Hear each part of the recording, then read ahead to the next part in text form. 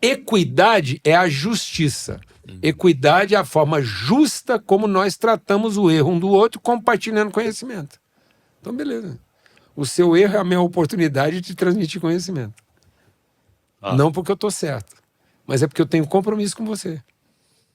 Então, nós temos um compromisso um com o outro. Eu não sou leal ao seu erro me ressentindo. Eu sou fiel a você, entregando a minha fidelidade independente do seu erro.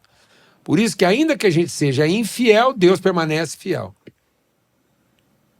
A amargura é um sinal de lealdade ao erro do outro. Como assim? Eu estou amargurado porque é o sentimento correspondente do seu erro. Então é um sinal de lealdade. Se eu fosse fiel, eu não estava amargurado. Porque eu estava sustentando a palavra empenhada com você, independente da forma como você se comportou. Equidade. Então eu estou sempre como instrumento de justiça e nunca fazendo juízo. Então eu só me sinto prejudiciado quando eu fiz juízo de mérito. Eu merecia um Jonatas melhor. Sim, é expectativa. Expectativa. Não perspectiva do eterno. Pronto. Então eu não sou representando o seu eterno. Você é a minha expectativa de futuro. Você é o Jonatas que eu quero que você seja onde eu mereço que você esteja. Iniquidade. Equidade. Eu estou entregando para você, independente da forma como você se comporta, tudo que eu tenho para te entregar. Sendo fiel. Fiel. Então eu sou o seu fiel. A diferença entre fidelidade e lealdade nesse sentido? É isso, porque, por exemplo, o prumo não é fiel à parede. A parede entorta, o prumo fica lá, para dizer onde é que ela poderia estar. Então, o fiel não condena a parede. Ele não sai do lugar onde a parede sempre esteve. Então, nossos pecados não separam Deus de nós. Nossos pecados nos separam de Deus. Mas ele sempre está no lugar onde nós o deixamos. Ele é o meu fiel. Então o esquadro é fiel, o prumo é fiel, a régua é fiel. Eu, na minha obesidade, que eu queria? Uma fita métrica leal. Então eu queria uma fita métrica de elástico, que sempre me desse a medida que eu queria que ela desse. Mas infelizmente eu só encontrava fita métrica fiel. Então eu sou o seu fiel. Então eu vou estar aqui no lugar onde você me deixou. Mas eu não vou para o lugar onde a minha amargura me leva. Se eu for para o lugar onde a minha amargura me levou... Então a amargura é essa adaptação à expectativa como uma resposta ferida. Reação, ferida. Então, no fundo, não é o que você fez de errado que me deixa amargurado.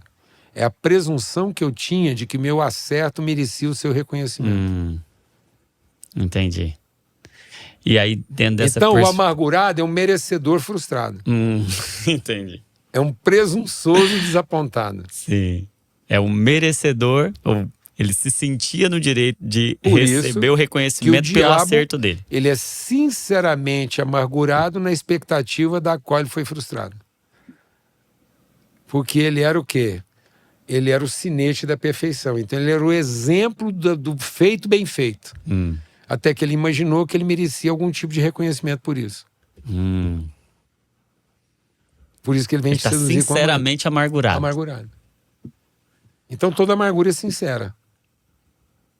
Porque ela é a forma leal como eu respondo ao erro do outro na medida em que ele frustrou minha expectativa. Sim. Por isso eu me sinto prejudicado, porque eu fiz juízo de mérito. Então não é a culpa do outro, é a minha frustração. Então a minha amargura denuncia a minha presunção e não a gravidade do erro do outro. Por isso que o perdão, ele não é concedido, ele é assumido. Eu me submeto a uma natureza perdoadora. Cristo não concedeu perdão, ele é perdoador. Faz parte da natureza de ser Cristo perdoar. Então não é o que eu dou, é o que eu sou. É o que eu sou. O perdão diz de que substância eu sou feito. Ele é um fiel. Perdão é uma característica da fidelidade. Da fidelidade. Então, ainda que o outro não seja fiel, eu permaneço fiel. Eu sou, no perdão, eu estou dando sinal de fidelidade. Meu Deus. Amém? Por isso que Cristo, quando me perdoa, Ele está me dando o sinal da fidelidade da pessoa que eu era antes do pecado. Uhum. O perdão é para que eu tenha a memória da pessoa que eu fui feito para ser. Meu Deus. E não da pessoa que eu me tornei. Essa perspectiva do eterno. Pronto. E não na expectativa então, no perdão, da eu estou te presunção do amanhã. devolvendo Meu Deus. a luz da sua eternidade.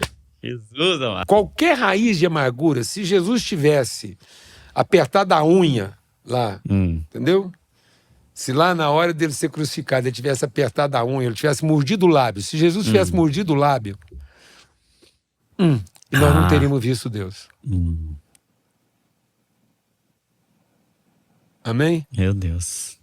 Porque a expressão pura de Deus estaria comprometida pela mínima raiz de amargura. Sim. Então, qualquer mínima raiz de amargura no meu coração, e Deus já não pode ser visto através de mim.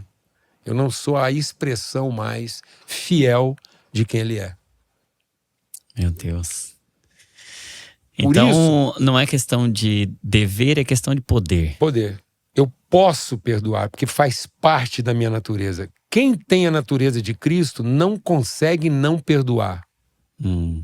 Então, quando você comete um pecado contra mim, você não está trazendo para mim uma crise maior do que eu já tenho com você, perdoando você antes de você ter pecado. Então, ninguém nunca vai conseguir apresentar para mim uma crise maior do que a que eu já tenho. Porque eu estou aqui em crise perdoando você antes de você ter me ofendido. Meu Deus. Então eu carrego comigo uma crise maior em amar você que você não vai dar conta de superar. Você nunca vai conseguir apresentar para mim um problema maior que eu já tenho a seu favor. Que é amar você mesmo não querendo. Se eu quisesse odiar você, eu não conseguiria. Porque a natureza de Cristo me impede de ter a raiva que eu queria ter. Minha carne quer ter raiva de você. Mas o Espírito de Cristo em mim não deixa. Aí eu falo, gente, que raiva que eu tenho de perdoar o Jonatas. Eu não consigo ter dele a raiva que eu teria o direito de ter, mas que a natureza de Cristo sacrificou em favor dele.